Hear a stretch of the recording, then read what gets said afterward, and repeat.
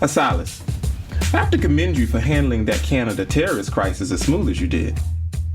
I thought the Prime Minister was literally going to cry on live television at the prospect of facing the American military. Inside, I wanted to laugh, honestly, because I know they don't have the guts to fight anyone, let alone us. You never cease to amaze me. Mr. President, I'm going to be blunt with you. Canada was merely a test. I think you and I know exactly what is in play here. But I need to know if I can really trust you. How do I know you are not just spying for the group? Hey, hold on now, Asilas. You and I go way back. And I have done nothing but be supportive of you, in private and in public.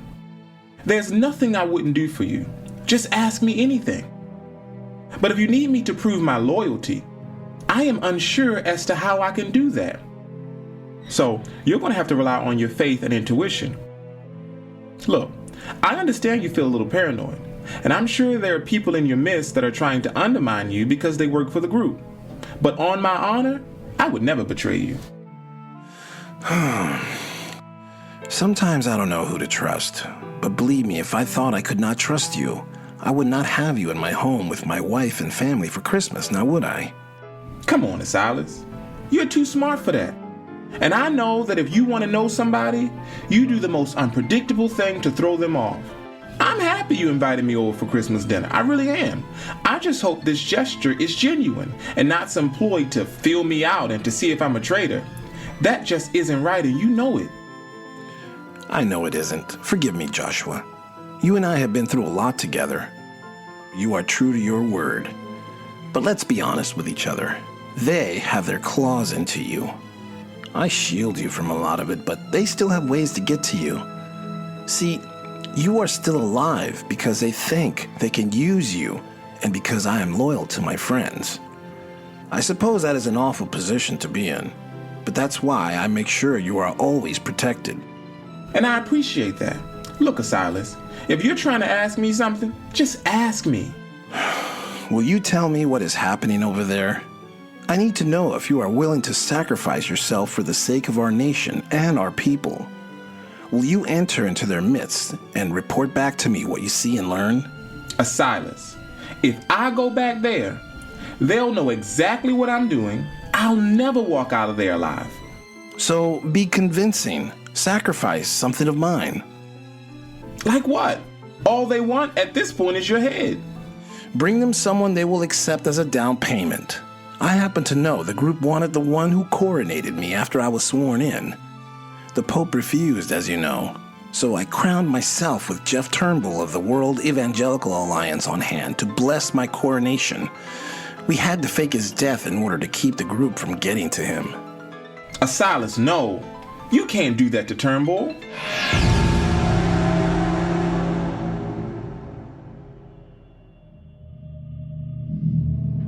The world already thinks he's dead, and I happen to know he is willing to do this for the sake of mankind, not just America. He is ready to make this sacrifice, Joshua. He is your ticket back inside. I need you to do this and find out what they are planning. If they suspect anything, Asilas, they will kill me too. Which is why I am asking you if you are willing to make the ultimate sacrifice for your country. No, for the world. This is a fight to save humanity.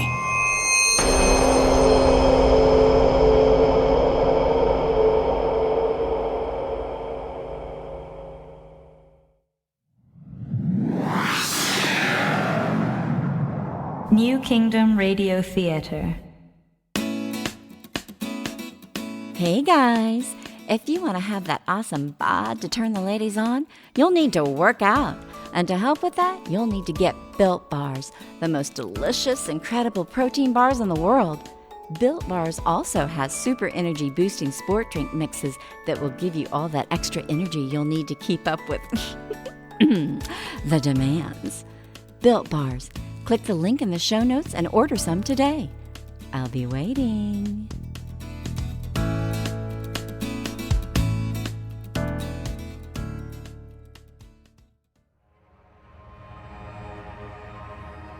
Former President Joshua Jackson was sent by King Asilas to infiltrate the monster group using an evangelical leader as proof of his loyalty. President Jackson was immensely nervous about bringing the evangelical leader to them. He knew they would torture him to a slow, horrific death.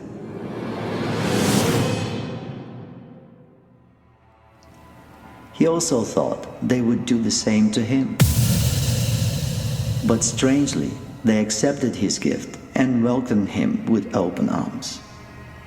President Jackson managed to keep his composure.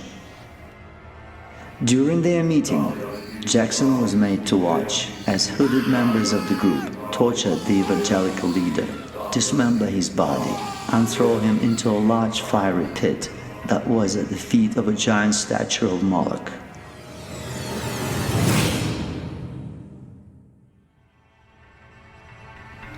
Five goblets of the man's blood were passed around, and even Jackson had to drink from them. Then, 3 of them removed their hoods. Jackson recognized them. They were famous music moguls and entertainers. When Jackson returned to New Eden, he went straight to King Asilas to tell him what he saw.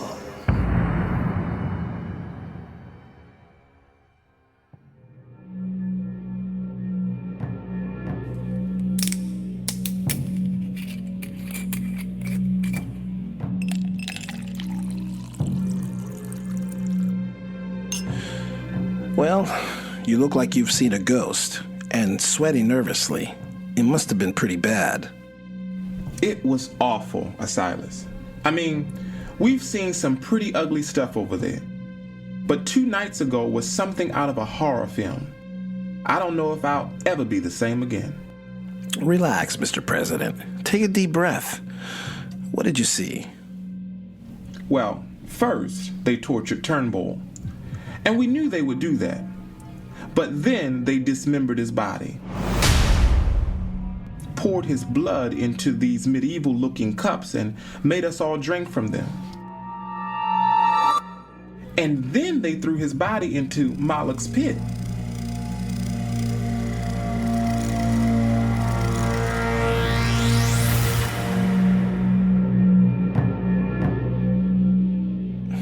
Okay, you got in and saw all that, and I'm sorry you had to see it. What did you learn, though? I saw famous music producers and entertainers. They were the ones in charge of the torture and all the gross stuff. It seems they were the ones overseeing the ritual. And they were the most evil people I had ever seen at all these gatherings. Who were they, Joshua? Maybe you've heard of them or know of them. But the main one is a rapper by the name of Gangsta T. You know who he is? Sure I do. I don't care for his music, but kids love it seems. Well, I'm pretty sure they're putting demonic subliminal messages in their music. Subliminal? They blatantly put it in their videos. I told Minister Oreb to crack down on all those that break the censorship decree. But that guy and those in his company, I think they're called the Death Kingdom label, they have been under scrutiny for a while now. Be careful, Asilas. People really love you, and they love that you don't intrude on their personal lives. If you start to pull their music, they might turn on you. People love to blame you for anything that goes awry. So just be prepared to face some public backlash if you go after Gangsta T. What kind of backlash could there be? They are sick, twisted devil worshippers. Asilas, you could be called a racist, a fascist, or some other ist. A racist? That's absurd. So, we'll round up devil worshippers of all races, men and women alike, and make a spectacle of it. Are you sure you want to make a public spectacle? Don't you think the group will know I'm the one that fed you this information? Mr. President, for all we know, they let you in on purpose to see these guys, just so you could come back here and tell me how horrible they are, so I can do their dirty work for them. It's very possible they want to get rid of them and figure I would do it for them. Like if they can still control me. God, I really hate them. Okay, now calm down, Asilas. Let's think of the best way to do this. Maybe you should bring in Minister Oreb and Quentin Capone and hash out a plan.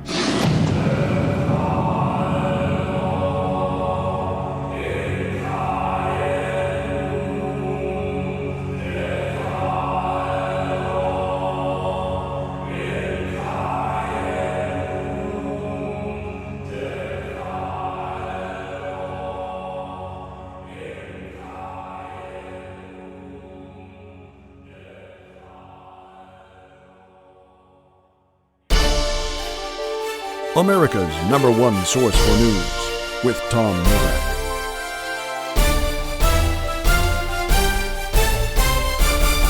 Good evening. We have breaking news from the entertainment world.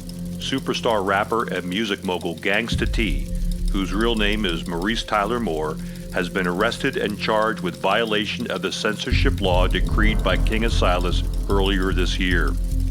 Mr. Moore was repeatedly warned by the office of Jeremy Oreb, the Minister of Interior, to not release any new songs until they were approved by the Minister's office.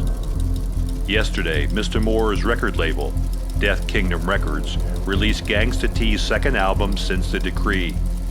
Tonight, Mr. Moore and several of the record label executives are in jail awaiting trial for crimes against the crown.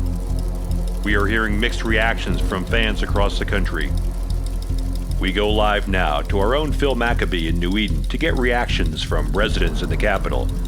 Phil, what are people's reaction? Good evening, Tom. Fans of Gangsta T and other rap artists are expressing discontent with King Asilas' decision to arrest music artists. Some went so far as to accuse the king of being a racist and that these arrests are an indictment on the African-American Jew.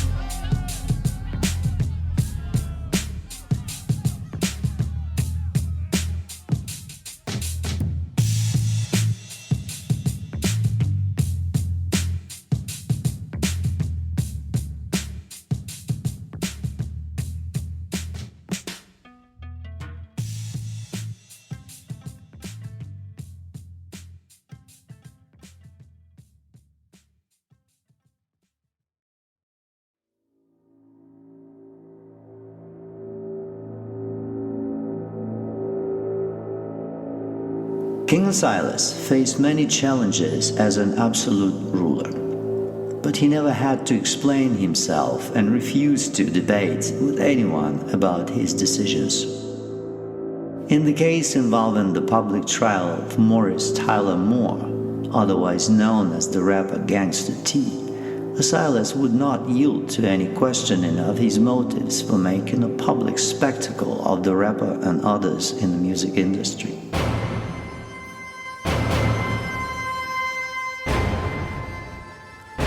Usually, these open public trials were overseen by justices and in some cases Capone.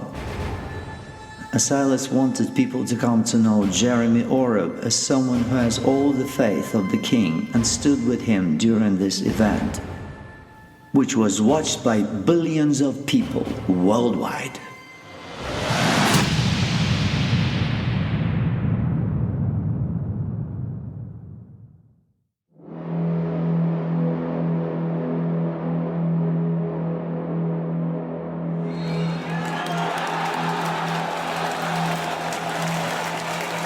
My fellow citizens, standing in the trial here in this open court are followers of the occult. These men and women who are adored and idolized by many youths are nothing more than devil worshippers, Satanists. This is not speculation. We have sworn testimony from credible witnesses, including the former President of the United States, Joshua Jackson.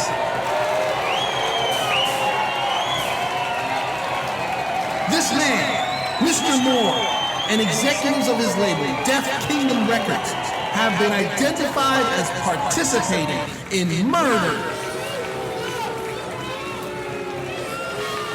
human sacrifice,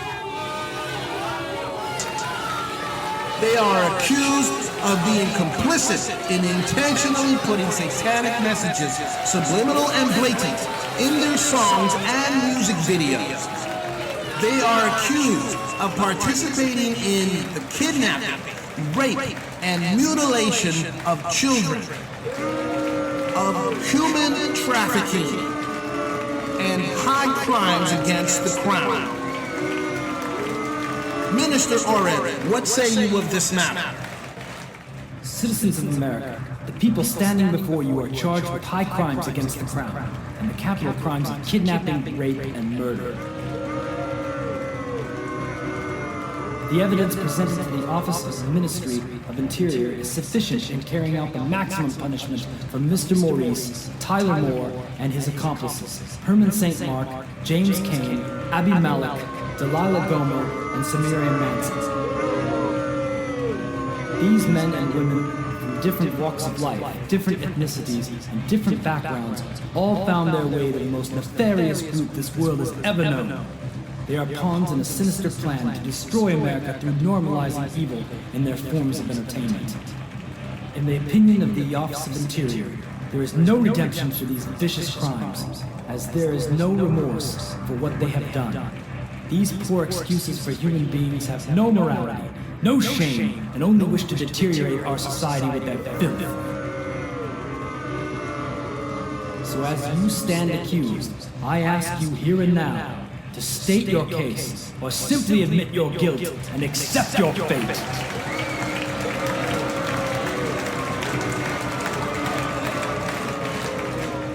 Very well. If you do not wish to speak, then allow me to state your fate. This court finds you guilty of the crimes you are charged with.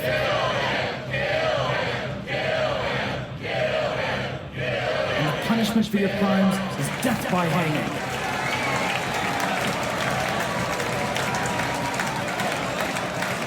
After you die at the end of the rope, your bodies will be taken, dismembered, thrown into a fiery pit, just as you did your victims.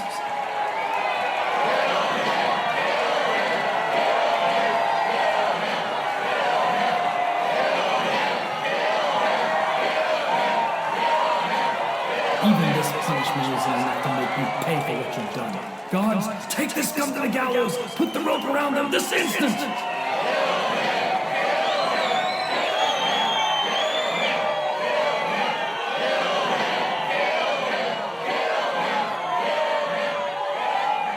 On the count of three, let them hang! 1!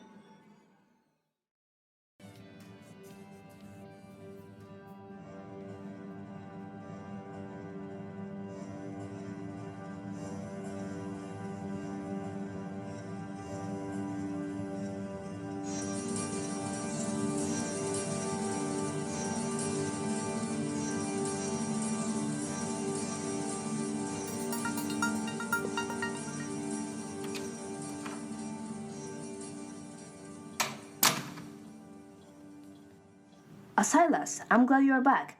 I missed you. But I can't believe you killed Gangsta T and the others.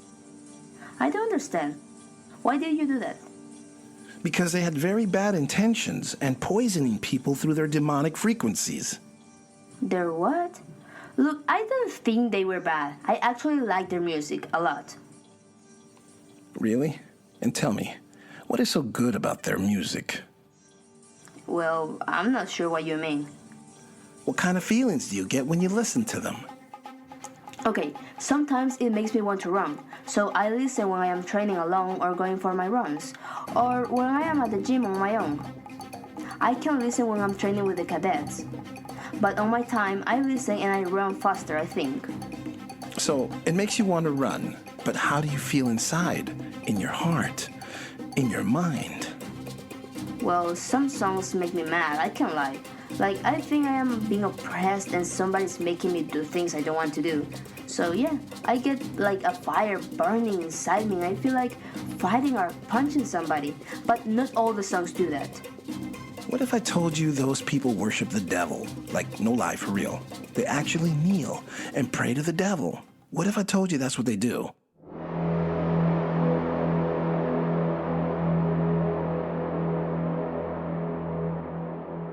I would say that's not relevant because there's no such thing as the devil.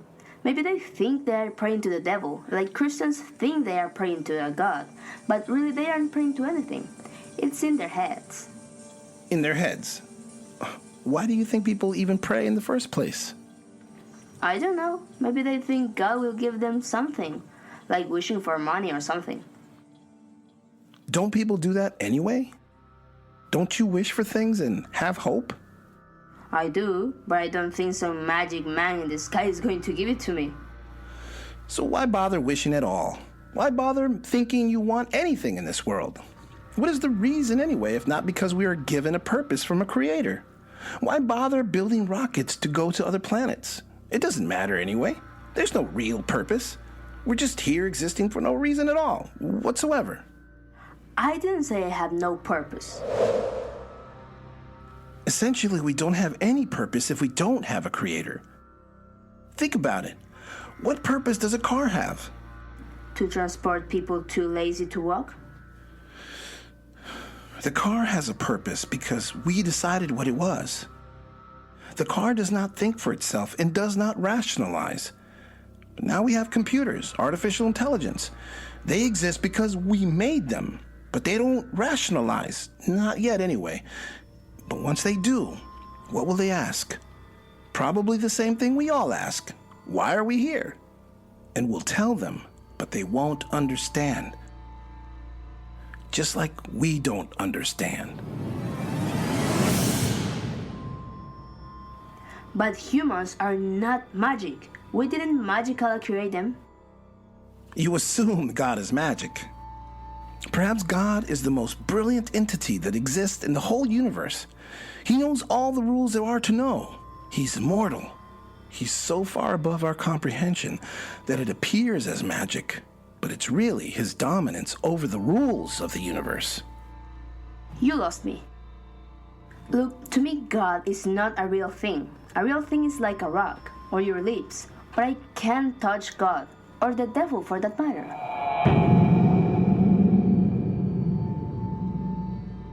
So you have to touch something in order for it to be real and true. I would say so, yes. Can you touch a thought, a dream, an idea? Can you touch the feeling of love? Come on, Asilas. Those are not things. I can see a rock, I can see your lips and touch them. A thought is not a thing? A dream is not a thing? Well, yes, they are things. And they are real? Yes, they are real. But you can't touch them, can you? No, you can't touch them because they aren't physical. And you can feel them, right? You can see them, right? When you close your eyes, you can see images and dreams and your thoughts, right? If I say giant green birds, you can see them in your mind, right? Of course I can see them. Let me ask you something. How can you see things in your head if your eyes are closed? Where is that image generated? Well, I don't really know. I don't think anyone really knows, but it's definitely in your head. So you admit there are things that exist that are real, but you can't touch them and you can't explain how it is they are real, right? Because, as you say, they are in our heads, but still real. My king, If you're trying to say the devil and God are real, this isn't how I will be convinced. I will guarantee you this, Abigail. God reveals himself to you in the form of beauty in nature, and the love you feel, and the happiness of life, without the need to explain it. When the devil reveals himself, he does so by tricking you into believing what you do is okay, even though somewhere inside you know it's wrong, like stealing or lying or doing things behind people's backs. The things we know as humans that are bad to do to one another, the things we know that are immoral, those are the things the devil tricks you into believing are okay. God does not need to trick you. God does not need magic. God only needs to love you. Because without God's love, we will surely destroy ourselves. And it will be the devil who will show us how.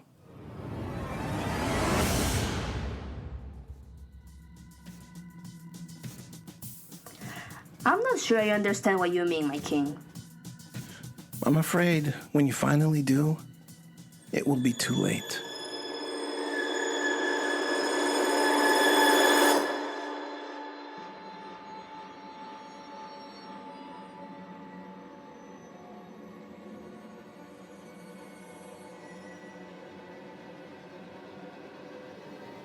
After the hanging of several music artists and their producers, I directed Minister Oreb to go full force on stopping the streaming and distribution of music and other forms of media with subliminal demonic messages and backmasking.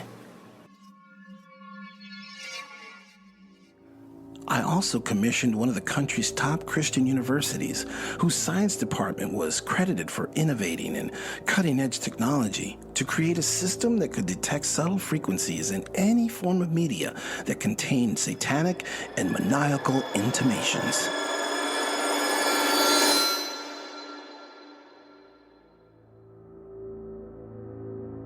This technology, plainly dubbed the poison filter, is the key weapon in Minister Oreb's arsenal in our effort to rid the country of the filth and perversion that has been destroying our youth and all Americans since long before the war.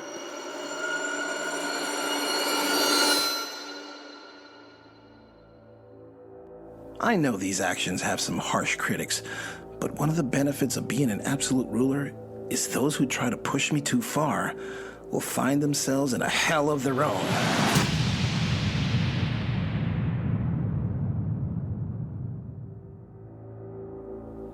So the pushback is minor. I know the sentiment is there, the dissatisfaction with some of my decrees. But the people are sometimes like children in that they don't always know when something is bad for them until it is too late. The monster group has had their way with media for far too long, and it is about time I stopped them cold.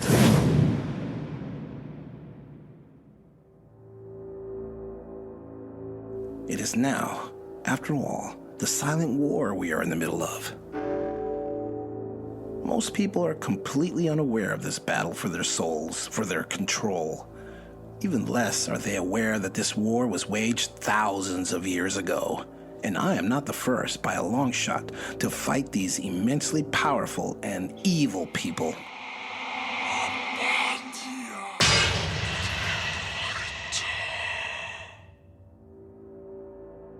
But I swear to all of my countrymen, I will not be defeated by them.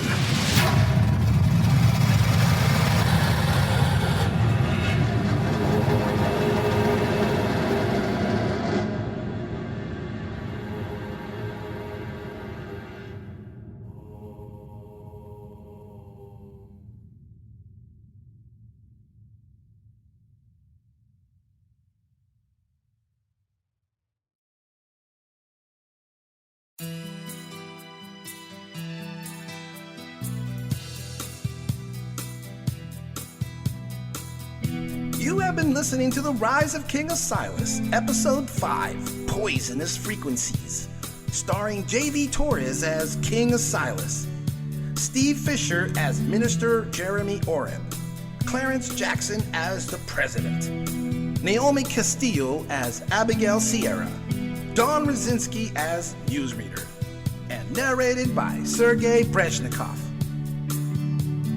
This episode features the song Killer Climate by DJ Elevator featuring B Diamonds.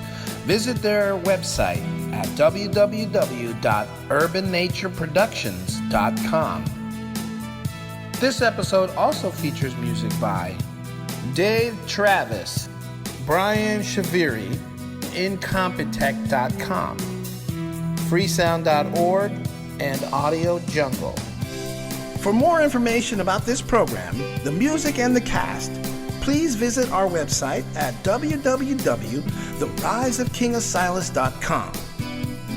This has been a production of the New Kingdom Radio Theater, a subsidiary of the JMv&x Publishing Company in Baltimore, Maryland. Copyright 2018.